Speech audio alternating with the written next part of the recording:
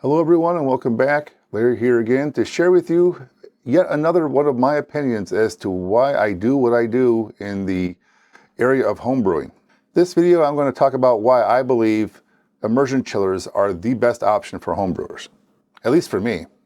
I've been brewing for 22 years, 11 of which, the past 11, have been here doing content creation for videos like this. And I've learned a lot, experienced a lot, and got to try a lot of things from companies sending me their gear, right? Different various types of equipment, including immersion chillers and counterflow chillers. But yet I keep finding myself going back to immersion chillers. I just think that they're the better option, and I'm here to tell you why. I'm not a fan of spending more money on equipment that does little to nothing to improve either productivity or the end result or the end product, the beer, right?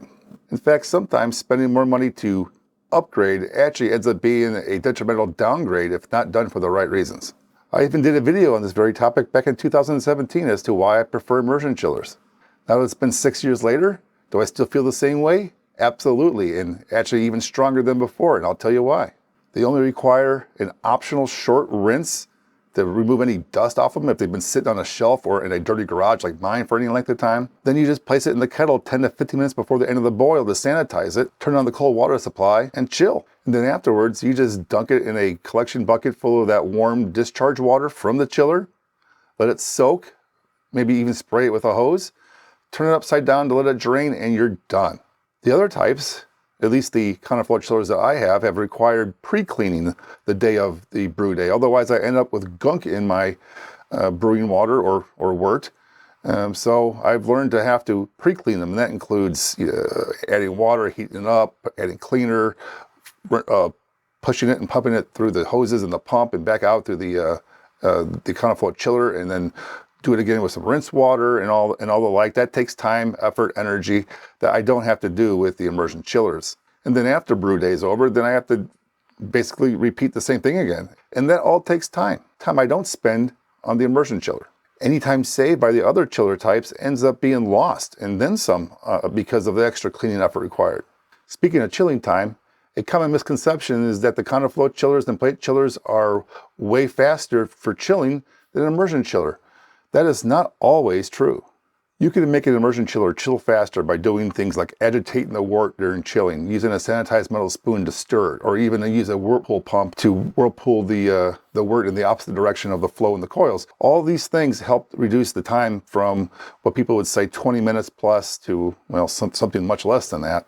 But something else that will greatly improve that chilling time down to the same times as the counterflow and plate chillers is buying the right kind of immersion chiller, such as those made by Jaded Brewing. I've been using Jaded chillers for the past few years, and I love them. I've shown them in a number of my videos and live stream brew days too, where I remember one specific occasion where we chilled an 11-gallon batch down to pitching temperatures in under about 6 minutes, which is about the same time you could do with one of these counterflow chillers, right? So knowing that the overall time spent on brew day of cleaning and chilling time is not really a real downside to immersion chillers if you get the right kind. The sole advantage of those other chiller types, chilling time, is no longer a real advantage, and is not enough, in fact, to overcome the advantages that immersion chillers have over them. What are those advantages, you might ask? Lower cost. You can make your own. I did a video on this several years ago on my channel as to how to make your own DIY immersion chiller, and I still have that thing laying around here somewhere. But if you're not so gung-ho about making your own, you can buy one. I found them as low as $75 on morebeer.com. Or if you want to look into the Jaded brand chillers like the Hydra, it was recently listing for $160 on the website. Compared to something like the Accelerator Bare Bones, this goes for about $195, or the Blickman Engineering Therminator that goes for around $239, you can already see the cost advantage of using an immersion chiller. And adding to the cost savings, immersion chillers, no matter which brand you end up buying or making, they also have other equipment cost savings. For example, you do not need pumps and hoses. Immersion chillers, you just plug in the garden hoses, you dunk it in there.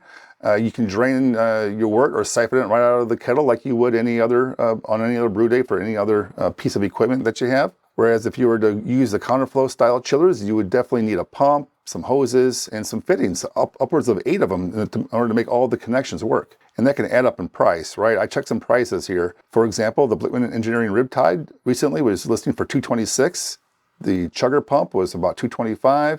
10 feet of silicone hoses is about $35 online, and 8 fittings to make this all work costs anywhere between $8 and $17, depending on what kind of fittings you buy. And that adds up to hundreds of dollars more. Another advantage of immersion chillers is that they only require one flow rate. You just turn on the garden hose or turn on your water supply and let the water run. Whereas the counterflow types, by their design and their nature, have to adjust multiple flow rates. One for the chilling water, one for the hot wort being pumped through it in the other direction. And you have to toggle and adjust those flow rates in order to get the outlet chilling temperature to your liking before it goes into the fermenter.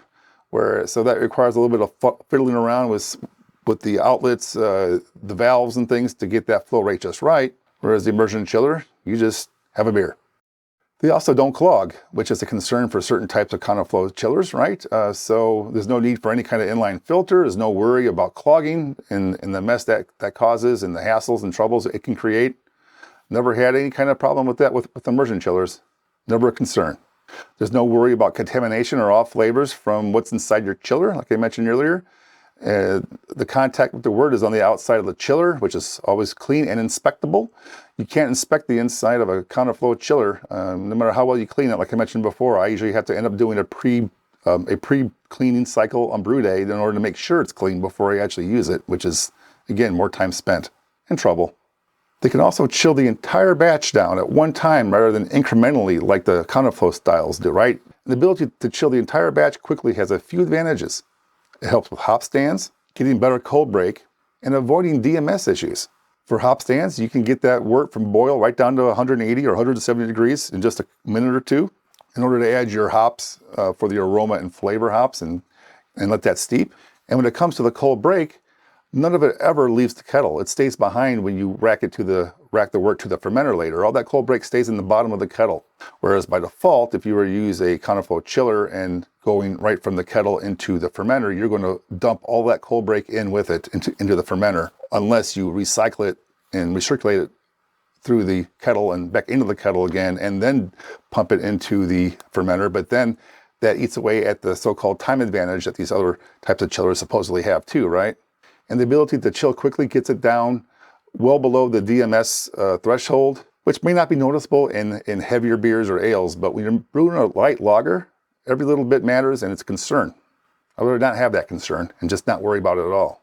You can see now why I think immersion chillers are the best solution for homebrewers, especially those making about 10-gallon batches or less. And I say that as sort of a rule of thumb, right? Because there are economies of scale at play here. Immersion chillers do a great job at smaller scale batches, like small batch, 5-gallon, 10-gallon batches, of which most of you watching me are actually doing today, according to a poll I put out recently on YouTube.